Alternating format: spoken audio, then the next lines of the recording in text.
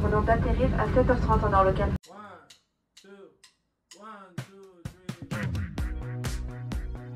Je m'appelle Jeanne Chaud, je suis en L3 SSEP, option RI, et je suis actuellement à Santiago, au Chili. Je m'appelle Arnaud, je suis en L3 Humanité et actuellement je suis à Solang University, à Séoul, en Corée du Sud. Je suis Camille Leclerc et en L3 HSP. Constance Sade en L3 HSP. Amandine Pic en L3 HSP. Nia Vedel en L3 LE1 et on est à Grenade. Je m'appelle Derola Merer, moi c'est Mathilde Nadin, L3 Infocom. Et on a décidé de partir à Budapest pour notre séjour Erasmus. C'est Tapa Vincent, L3 Histoire Sciences Politiques et je suis actuellement à San Diego, aux États-Unis, dans l'État de New York. Moi c'est Thomas, en licence Infocom, en Erasmus en Allemagne. Québec à l'Université Laval. Moi c'est Juliette, je suis en licence LLCR anglais, agriculture du monde anglophone et je suis actuellement à Washington DC, aux US, à l'Université catholique d'Amérique pour mon échange. Quel est ton programme d'échange? Alors moi du coup c'était un échange Erasmus. Erasmus. Je n'avais pas la fac à payer et j'avais une bourse Erasmus. C'est qu'on paye juste l'école de l'ICP et pas celle laquelle on est sur place. Accord bilatéral, donc j'ai pas besoin de payer l'école, j'ai juste besoin de payer la cato, ça c'est très cool. Pareil avec le programme l'ICFA, on paye pas les frais d'inscription, mais on paye les frais de scolarité payés à la fois la cato. Je suis en accord bilatéral, ça veut dire que je paye les frais de l'ICP mais pas les frais d'ici. Et heureusement parce que la fac ici c'est 50 000 € l'année. Vos moyennes de L1. 14,4 et 13,6. Après je sais que j'ai plein d'amis qui sont partis qui avaient des moins bonnes moyennes. Au premier semestre 15,71, au second semestre 14,40. 14 de moyenne en L. 13,5 de moyenne. À peu près 14. Pareil. Autour de 15,5. 13, 11. S1 ou S2 pour partir? S1. Euro S1. S1. Semestre d'automne. S1 pour les masters ou S2. Attention. Littéralement. Et quand on est à l'étranger on pense rarement à ça. Et aussi parce que les périodes d'examen elles correspondent pas forcément entre les différentes universités à l'étranger. Et puis fêter Noël au Canada c'est quand même autre chose. C'est vraiment une giga atmosphère. Aux États-Unis c'est encore mieux parce qu'il y a énormément de fêtes à célébrer, Thanksgiving, Noël, Halloween. Pour faire un choix entre les différentes universités proposées, déjà regarde la liste des cours que l'université propose, donc qui sont un peu en rapport avec ta licence. Mais je vous conseille vraiment de regarder ce que vous pouvez faire aux alentours. Bon, si on fait l'effort, on a le temps et on peut aller visiter d'autres choses. Genre il faut le faire, tu vois, si t'as les moyens et t'as envie, c'est hyper cool. Genre pour peu que tu sois parti un peu loin de la France, tu peux vraiment découvrir plein de trucs. Moi l'État de New York ça m'intéressait beaucoup parce qu'il y avait New York City mais j'ai découvert qu'il y avait plein d'autres endroits à visiter. Le seul problème c'est que tout se fait en voiture, quasiment, il n'y a pas vraiment de réseau de transport. Il n'y a pas par exemple de train au Chili parce qu'ils ont développé les bus. Vous savez, des bus c'est des classes business des avions. Fais la liste des objectifs un peu de ce que tu as envie de faire pendant ton échange. Est-ce que tu es plutôt intéressé par le côté politique, le côté culturel? Est-ce que tu as envie de beaucoup voyager? Partir à Montréal, à New York. Vous avez Valpo, Vigna et d'autres villes à 1h30 de Santiago où vous pourrez aller sur des plages magnifiques, monter un volcan, enfin c'est fou. Le réseau de transport est très bien en Allemagne et même pour pas cher on peut aller dans des villes pas très loin. Je suis allé à Hambourg, à Dresde. Coloc ou solo? Ou résidence? Coloc. Je partage ma chambre avec une pote de l'ICP et une anglaise. Coloc. Dans mon cas, ce sont deux françaises aussi. On vit l'aventure à 3, on découvre les choses ensemble. Colocataire. Actuellement je suis en coloc et franchement je regrette. Grosse force à mon coloc. Hein. En coloc t'as pas vraiment de moment d'intimité. En étant en solo tu peux te dire que ouais tu vas pas avoir de potes, tu vas tout le temps être solo, l'angoisse un peu tu vois. C'est impossible. Chaque jour t'as envie de faire des trucs, tu vas sortir, tu vas faire des trucs, c'est impossible. Alors moi je vivais du coup dans un village étudiant. Solo, mais dans une résidence. Imprégné de la langue, avec des espagnols, tout ça. Le mal du pays en arrivant. Bon, faut dire la vérité, un petit peu au début. Un petit peu. Ça a été très difficile au début parce que j'étais jamais allée en Amérique du Nord. Donc j'ai découvert vraiment les modes de vie à l'américaine. Au bout de 2 semaines après, ça passe, on s'adapte. Et puis on rencontre des gens et les Québécois sont super sympas. On s'adapte vite. Dès qu'on se fait des amis, vraiment, je pense que les amitiés ça compte beaucoup. Aucun mal du pays en arrivant, juste un choc culturel oui parce que les gens ils parlent pas anglais. J'ai quand même bien été accueilli. C'est impossible de se retrouver isolé. L'université elle organise des trucs et tout, genre vraiment ils font attention. Le choc culturel, ici c'est pas un pays anglophone. Toutes les indications dans la ville, ça va être en hongrois. Ils mangent quand même assez différemment. J'ai pas ressenti de manque particulier, à part un peu la bouffe ici qui est franchement terrible. Par contre, je pense que les trucs qu'il faut bien noter, quand on apprend qu'un de nos proches va pas bien, c'est compliqué de se dire qu'on est à l'autre bout du monde pour aider. Moi je sais que j'avais 2 amis de la Cato qui étaient avec moi à Santiago, donc j'ai pas eu de complications là-dessus. C'est l'Amérique latine mais ça reste quand même assez proche de nos cultures, donc c'est pas un changement, il n'y a pas de changement radical. Combien il y a de décalage horaire? 7 heures. 6 heures de décalage horaire. C'est 6 heures. Moins 6 heures par rapport à la France. 0. Si vous partez au premier semestre, ce sera 6h, 5h puis 4h. Pourquoi ma destination est la meilleure? Regardez le soleil. En décembre, il fait 16-17 degrés. Voilà, suffisant comme argument. Séoul, c'est grave des paysans et la vie étudiante est folle. Vraiment, la vie nocturne, c'est un truc de ouf. Déjà ici c'est vraiment pas cher comparé à Paris. Et puis bah du coup ça reste une capitale, c'est quand même assez festif.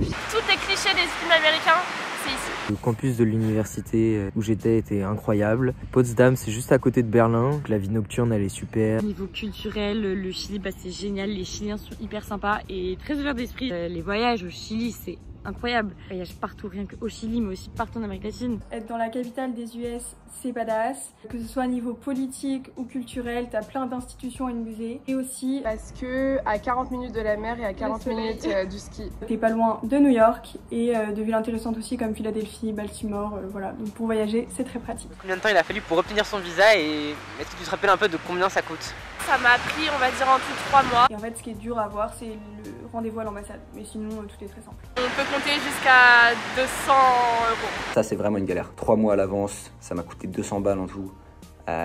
Sinon, c'est vraiment une galère. Au Chili, tous ceux qui l'ont demandé ne l'ont jamais reçu, à part les gens qui restent un an, parce que là, on est vraiment obligés. Pour 6 mois, franchement, demandez pas de visa, vous allez juste perdre les 100 $, je crois, qui sont demandés.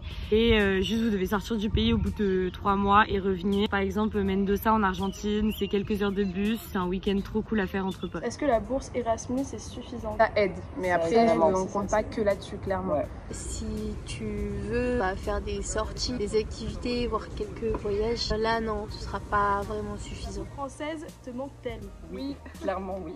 Oui. Oui. Oui, terriblement. Alors oui. C'est très très dur à vivre tous les jours. Et pareil, les viennoiseries. Surtout les pâtisseries. La charcuterie et le fromage. Le fromage me manque, c'est terrible. Le fromage. Leur fromage, c'est genre du Babybel, pas ouf. Le fromage. Et dégueulasse sur le pain et c'est frité tout à Par contre, là, en ce moment, la raclette, ça manque. La raclette, ça manque. Quand je rentre, le premier truc que je mange, c'est une raclette. Est-ce que tu peux nous parler un petit peu du TOEFL, des points attendus pour être pris? Je sais qu'il y en a 2, il y en a un sur 120, c'est celui que j'ai fait, et avec 90, tu vas un peu partout. Pour partir aux États-Unis, il faut avoir 80 au TOEFL. Les universités préfèrent le TOEFL en présentiel, le TOEFL online, ça passera pas. Alors moi, j'ai pas passé le TOEFL, j'ai passé l'IELTS. Il fallait un score de minimum 6,5. J'ai eu 7,5. Est-ce qu'il y a des différences au niveau du système scolaire? Il n'y a pas de CM ou de TD? On va toujours être en classe, une petite trentaine. On n'est pas beaucoup par cours, on est à peu près 10. C'est plus des petites classes, donc c'est plus sympa pour communiquer avec les gens. Mais avec les professeurs, ils nous connaissent très bien, puis ils nous repèrent très très vite en tant qu'internationaux. Ça s'apparente plus à des grands TD. Je dirais 40, 70. La différence entre le système scolaire français et le système scolaire allemand, la meilleure note, c'est 1.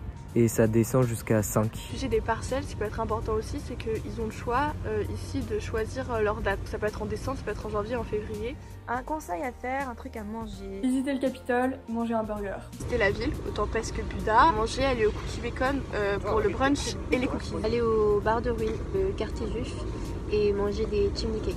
À Berlin, niveau nourriture, les kebabs sont vraiment délicieux, c'est la chose à manger là-bas. Le marché de Noël dans le centre-ville de Québec et du pudding chômeur. Pour ceux qui ne savent pas de quoi il s'agit, vous le verrez une fois arrivé ici, mais c'est un gâteau qui est incroyable. Tester les cupcakes et les cookies américains. Bibimbap, c'est un peu le classique. La shoryana tous les mardis, c'est un énorme plat de frites avec une sauce et des viandes, un truc à boire.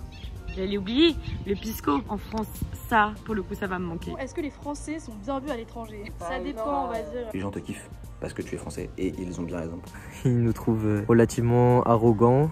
Après, je dirais qu'il y a quand même beaucoup de gens qui m'ont dit qu'ils aimeraient bien visiter la France et qu'ils aiment bien la langue. C'est quand même un pays francophone, on essaie de parler la même langue et ça rapproche. Oui, enfin souvent on intéresse les gens. Soit génial, qu'est-ce que tu fais là? Pourquoi t'as choisi le Chili? La France c'est génial. Les Américains, ils adorent les Français.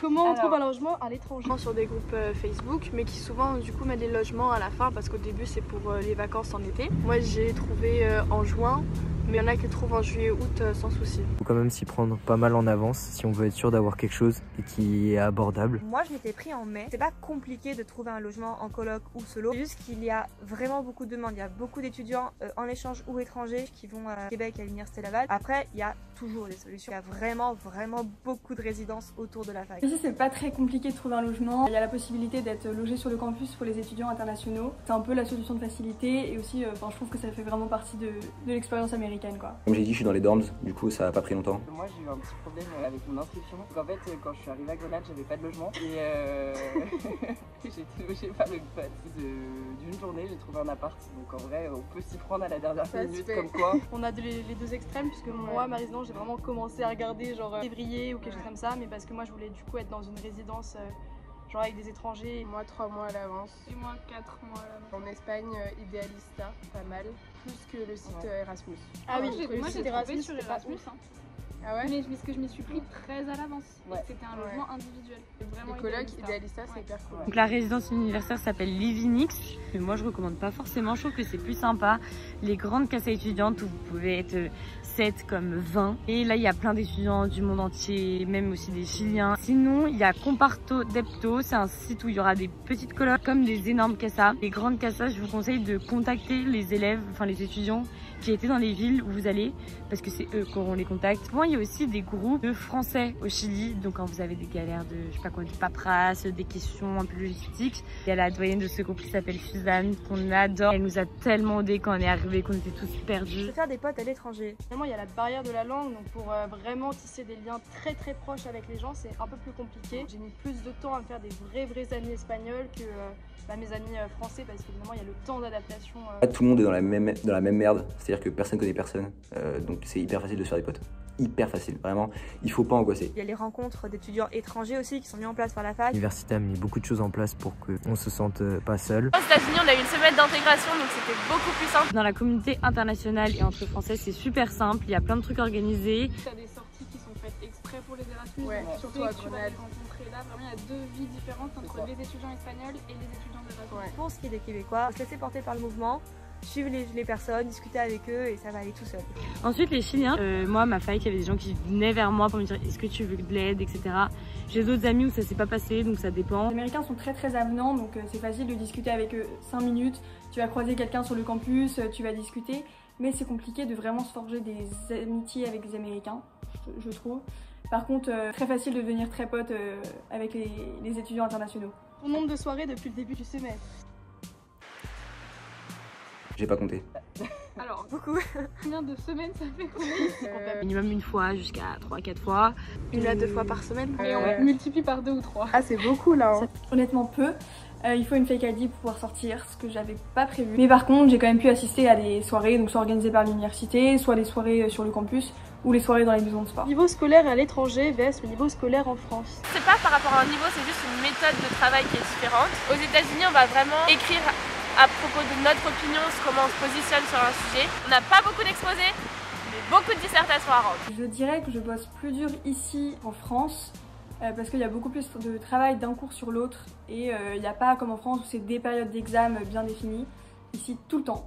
Mais c'est hyper facile d'avoir des A ou des 95 à 100 sur 100. Les profs sont très compréhensifs, ils savent qu'on parle mal espagnol, qu'on est là pour kiffer.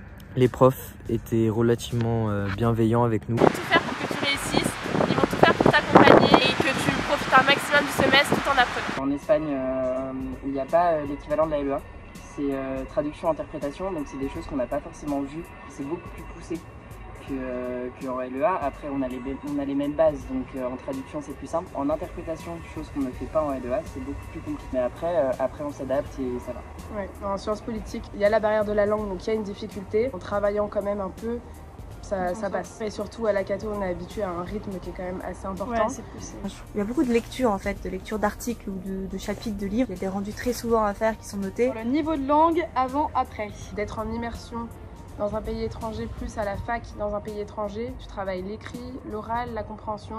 Donc au final, forcément on progresse. Tu vois ta prise de notes au départ comparé à ta prise de notes en cours aujourd'hui. Dans le sud de l'Espagne, ils parlent très vite, ils ne prononcent pas les S. Donc des fois tu comprends pas, il y a un accent. Et puis finalement, au fur et à mesure, tu commences à mieux comprendre. Avant de partir, j'étais B1, même parfois A2 sur certains. Je dirais que maintenant, je suis plutôt vers un niveau B2. J'ai pas appris le coréen, je parle que en anglais ou en français. En vrai, j'étais déjà bon en anglais avant de partir, donc pas trop d'amélioration. On est beaucoup plus à l'aise pour parler anglais, c'est vraiment beaucoup plus naturel qu'au début. En fait ici, t'as pas vraiment le choix, comme tout se fait en anglais, une fois que t'es dedans, en fait ça vient super naturellement. J'avais déjà un bon niveau d'anglais avant de partir et j'avais tous mes cours en anglais à l'ICP. Donc je pense pas que mon niveau d'anglais ait beaucoup progressé. Un semestre, ça t'aide beaucoup en termes de confiance en soi. Quoi dans sa lettre de motivation? J'ai cité quelques cours pour montrer que je m'étais renseignée sur l'université, montrer que ça m'intéressait vraiment. Les raisons du choix du pays en question. Pourquoi cette destination en particulier en termes voilà, de vie locale? Et petit tips, regardez sur le site de l'université les valeurs associées à l'université. Ensuite, peut-être expliquer pourquoi ce serait peut-être un plus pour votre projet professionnel ou votre futur. Après, je pense qu'elle est pas, enfin, n'y travaillez pas dessus pendant 3 semaines. Quelqu'un qui aura de meilleures notes que vous va être pris en priorité. La lettre de motivation va pas forcément jouer beaucoup. Est-ce qu'il y a des chances qu'on n'ait pas notre semestre? Non. Il suffit que tu travailles un tout petit peu, tu as des bonnes notes, tu passes. Et si on fait le minimum qui est demandé, c'est-à-dire lire les lectures, être présent en cours, rendre les devoirs notés à temps, il n'y a aucune raison de rater. Juste qu'il faut savoir jongler entre les sorties et la fac. Et pas oublier que avant d'être en Erasmus et d'être dans le cliché de l'Erasmus, faut pas perdre de vue l'objectif premier, quoi. Ouais, c'est ça. Surtout qu'ici on a quand même beaucoup de contrôle continu. À la fin t'as aussi les partiels, donc Beaucoup de la vie en France vs à l'étranger. C'est assez similaire entre la France et l'Allemagne. Beaucoup de la vie à l'étranger. L'inflation en Espagne c'est pas pareil qu'en France. Là je suis à Séoul et c'est vraiment moins cher genre. Pas cher. Cher. Je m'attendais pas à ce que ce soit autant. On a beaucoup de taxes à payer au moment de passer en caisse. Certains aliments sont plus chers, notamment les fruits et légumes, et aussi les restaurants sont plus chers parce qu'il faut payer du coup le service, les taxes et le pourboire en plus. Alors que nous en France c'est compris dans le prix. C'est légèrement plus cher. Après c'est pas non plus catastrophique et il y a pas mal de dispositifs qui sont mis en place par l'université. Voilà, la vie n'est pas si peu chère que ça. La nourriture c'est pareil qu'en France. Après je vous conseille d'aller dans les marchés, c'est beaucoup moins cher. En termes de logement ça va être entre 250 et 350 par mois. Un truc à ne pas oublier dans sa valise. La fake ID du coup, dans la valise. Des photos de ta famille, de tes amis. Faire des photocopies de sa carte d'identité, la carte européenne. En vrai, on n'y pense pas forcément. Quand vous arrivez ici, il faut vous inscrire au healthcare, au centre de santé. Et du coup, vous avez ce genre de documents à donner et les photocopies aussi. Et même si vous les perdez, on sait jamais. Je dirais des sacs. On a toujours besoin de sacs pour aller faire sa lessive ou pour aller faire les courses. Vraiment, ça de donner. En allant en Allemagne, des manteaux, des bonnets, des écharpes, des gants. Des lunettes de soleil. Des soleil, de la crème. De la crème solaire, Parce qu'il y a un trou dans la couche d'ozone, donc on crame super vite. Donc si vous voulez pas finir comme nous, n'oubliez pas votre crème solaire. Pour l'hiver, n'oubliez pas des gros pulls, un peu de chauffage dans les maisons. Les médicaments. Oui, c'est important de prendre ces médicaments parce que ici c'est pas forcément les mêmes qu'en France, donc pour se repérer c'est plus difficile. Les dragibus, il n'y en a pas ici. Le retour en France difficile. Ça fait peur. On se fait très vite au mode de vie, on tombe sous le charme de l'hiver québécois. Retour, on appréhende. On apprend qu'il y aura beaucoup de fatigue et de nostalgie aussi, sans compter les aspects pratiques du froid, de machin. C'est toujours difficile de mettre un terme à une expérience comme ça. C'est cette vie qu'on sait bien. La ville qu'on aime aussi. La ville qu'on aime beaucoup. Parce qu'on dit au revoir à beaucoup de gens, on dit au revoir à un monde qu'on s'est créé. En fait, on s'attache totalement à la ville dans laquelle on est. Et c'est vrai que là, on repart aux gens aussi. Et là, on repart dans nos habitudes. Dire au revoir à mes potes, difficile. Donc mon expérience, franchement, grave lourde, mais content que c'est genre 4 mois, tu vois. C'est la bonne durée. Est-ce que c'est une expérience qui vaut le coup d'être vécue? Oui. Évidemment. Je le recommande à 100 000%. Culturellement, c'est hyper enrichissant. C'est un peu cucu de dire ça, un peu cliché, mais c'est vrai. C'était vraiment 6 mois incroyables de ma vie. Franchement, si vous avez l'occasion de partir en Erasmus, partez. Même si t'as pas la destination que tu veux, même si je sais pas quoi part, tu vas trop kiffer. Si vous pouvez le faire, si vous avez envie mais vous avez peur, n'hésitez pas. Foncez, c'est incroyable et vous n'aurez pas forcément cette expérience qu'un soit dans votre vie et surtout à notre âge. Vraiment, tu te décroches de ta vie parisienne pour vraiment voir autre chose et prends beaucoup sur toi-même. Tu te remets beaucoup en question et après tu peux que en ressortir grandi. Et au-delà de ça, on forme des relations qui sont quand même fortes. C'est une vraie parenthèse. C'est le mot. Parenthèse enchantée. Et donc du coup, ton échange en un mot. Révélateur. Incroyable. Enrichissant. Ressourçant. Opportunité. Incroyable. Expérience. Mémorable. Riche. Et c'est un mot que j'utilise beaucoup, mais incroyable. C'est une expérience à vivre et incroyable, mémorable et riche. Ça le résume totalement, quoi.